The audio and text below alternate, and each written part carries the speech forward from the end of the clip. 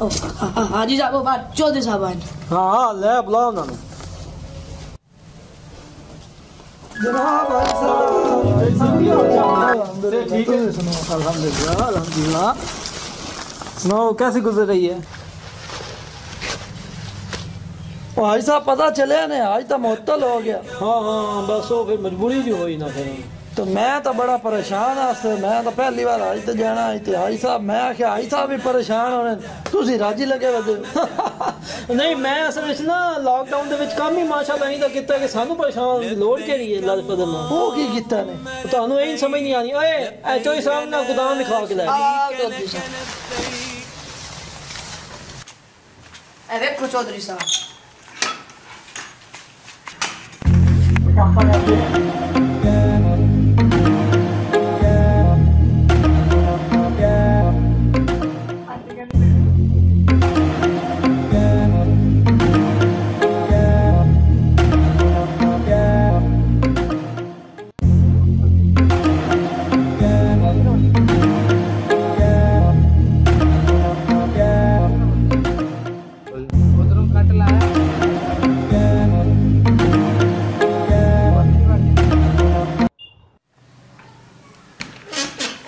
اچھا میں سمجھ گیا حاجی صاحب دی ساری فلم.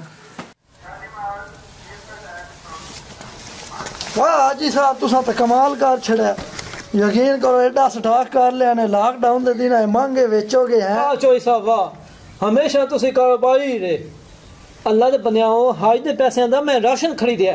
اچھا تے راشن خرید کے لاک ڈاؤن دے دنوں دے وچ اچھا محلے دے وچ جڑے دیہڑی دار روزمرہ دے کمان والے مزدور طبقہ لوگ انہاں دے گھراں وچ میں راشن پہنچا رہا تے ماشاءاللہ حج جنہ ثواب کما رہے ہیں تے میں خوش کیوں نہ ہواں. اچھا اچھا اچھا تسی ہمیشہ کاروباری ذہن رکھیا.